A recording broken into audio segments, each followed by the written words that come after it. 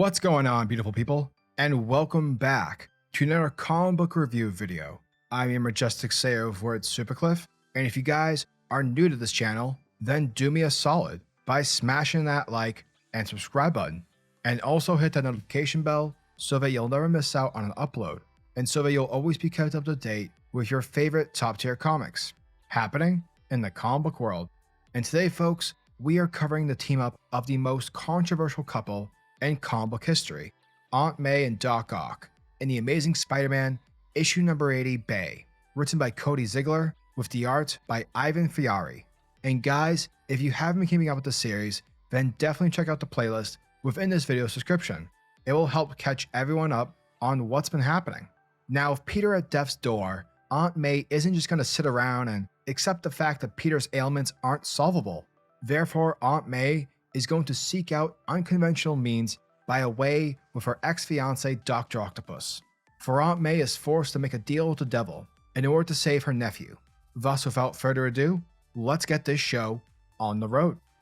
Alrighty folks, so our story picks up exactly where the cliffhanger from the last issue left off. Now, with the medical staff at McCarthy Medical Institute not knowing exactly how to treat Peter in a coma because of their lack of data and information about his illness, May has turned to an old flame of hers for help, Dr. Otto Octavius. And with not wanting to waste any more time, May inquires on Otto's device, to which he explains to her that it will catalog the radiation signatures from the UFO's attack on the Empire State University. And upon locating some fabric samples from the scene, they take the fabric for examination at Otto's safe house, where simultaneously, Otto is attempting to be suave with Aunt May, while the analysis processes. Now, eventually, with the analysis complete, Otto finds a rare air pollutant found exclusively within the industrial district, alongside a specific type of radiation. And so, uncertain of who or what they'll find, Otto dons his mechanical tentacles attached with an Omni sensor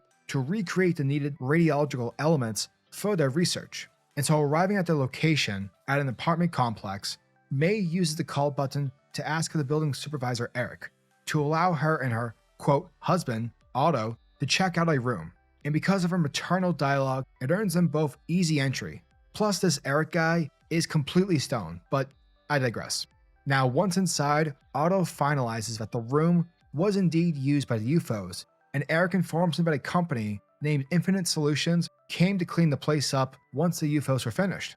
Now, May is able to find a clue by using the Omni scanner, and Otto explains how they'll need a larger sample for a cure.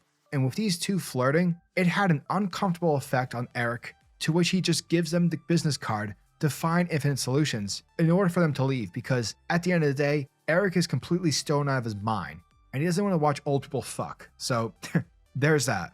Upon learning that Infinite Solutions holds and transfers supercriminals to trial or prison, the place is heavily secured, and so going through the front door isn't going to be a viable option. And so Otto takes May upward to the top floor of the company's server room, and once they're there, they begin to look for data on X-ray and vapor so that they can make the necessary cure.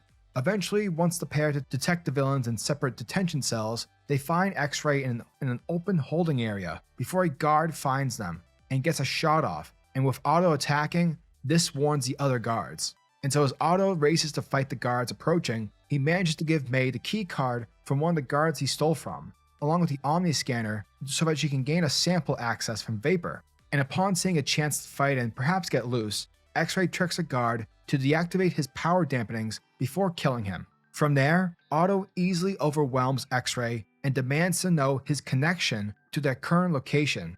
And X-ray explains that the UFOs failed to fight with the Incredible Hulk, only to be then imprisoned, but following their escape, they ended up getting a job which led them to encounter with the two Spider-Men before their recent incarceration. But X-ray's mentioning of the other Spider-Man as the superior really offends Otto, but he grows intrigued with the advanced Spider-Man being mentioned. And so, taking the sample from X-ray, more guards arrive and they order Otto to surrender. But they don't know who they're facing with, because they are facing the great, the mighty Dr. Otto Octavius, and he is now unleashed. Elsewhere, we see Aunt May arrive at Vapor's cell, where the supercriminal asks her to call her Anne, and from there, the two connect over their snarky sarcasm. And with the introductions done, May explains Peter's importance to her, as well as his injury, which was caused by the UFO's attack on the Empire State University, and despite Anne's self-view of being a bad guy, May simply views her as someone who's made mistakes in life, and that one of her mistakes led to Peter's hospitalization. And so, feeling bad about the whole situation, Anne happily complies with painlessly giving the sample, and the two women part amicably. Now, with Otto having taken down several security guards, he demands to know who is at the pinnacle of the authority behind Infinite Solutions. But as he threatens a still conscious agent, May walks up to him and demands that he stop it. Apologizing and explaining his uncovering of the conspiracy, we see that May just doesn't want to hear it, as she returns his equipment because, due to his violent nature, she no longer is wanting any part of his activities. And even as Otto, tries to elaborate his need to use his power through a means justify the ends defense, May believes that he uses his power irresponsibly, and thus she tearfully walks away. Sometime later, May gets a phone call from Peter's doctor, and he tells her about an anonymous delivery gave his team the research needed in order to treat Peter. And so upon immediately heading over to the hospital, while still being extremely angry that, Otto, at the end of the day, still did the right thing, May thanks Burdick's team upon arrival, before finding Peter awake from his coma. Elsewhere during the night, Dr. Octopus attacks a satellite location affiliated with Infinite Solutions, which he confirms to be a shell company for the Beyond Corporation. Ooh, conspiracy! And so with taking a key card from a guard, Dr. Octopus gains access to the core servers and is offended to find that Beyond took assets from the defunct Parker Industries, and by turning their Spider-Man into an inferior copy based off Dr. Octopus's work. And so because of that, Doc Ock isn't one to stand for plagiarism, especially when it involves his work on Spider-Man technology. Dr. Octopus swears to show Beyond, but he stands superior to them, and he aims to bring them down for good. And that, folks, was The Amazing Spider-Man issue number 80 BEY. Now, in the same vein as The Amazing Spider-Man number 78 BEY, this issue turns the spotlight on another pair of characters within the Spider-Man mythos. Yet this comic is a much better tie-in than the last Beyond tie-in with Misty Knight and Colleen Wing. Because for starters, it's relevant to not only the previous issues, but for the next issues in The Amazing Spider-Man. Plus, the comic has actual ramifications that will pan out in the main series. On top of all that, the comic is well written, it carries voice, and it has a neat little story to tell of Aunt May and Dr. Octopus. Now, the pairing of these characters is definitely an interesting one, given that the two were almost married and that Doc Ock has been one of Spider-Man's most deadliest enemies, even to the point where, he swapped bodies with Peter Parker. Ziegler perfectly captures Doc Ock's character, as he often resorts to violence to solve his problems and looks down on everyone else except for Aunt May. However, it's May who's the star of this issue. To put it plainly, I haven't seen Aunt May written this well since J. Michael Straczynski's run on the title. The only real problem is how predictable and some of the events in the comic unfold. Now, obviously, if you don't know anything about Spider-Man history, these two once got married and have a complicated past to say the least. It's clear that Aunt May isn't interested in Doc Ock anymore, but Doc Ock is still, without a doubt, still very interested in Aunt May, as we see the highbrow flirting sprinkled all throughout the issue. However, if none of these characters aren't much of interest to you, then you probably won't find much love here. But if you are a fan of Spider-Man, then how could you not love this combination of Aunt May and Doc Ock? And although there's a lot of dialogue and sparring with one another with their words, there are subtle things in play, like how May is good at complimenting Doc Ock, yet still pushes away his advances as a respectable lady. Speaking of Aunt May, Ziegler does a good job showing how Aunt May's good manners and charm work to advance their mission. Typically, Aunt May isn't much use at all, especially in the earlier days where she's just an old lady who would say, "Peter, ah!" You kind of just hope she kind of dropped dead because she sucks. But here she's awesome.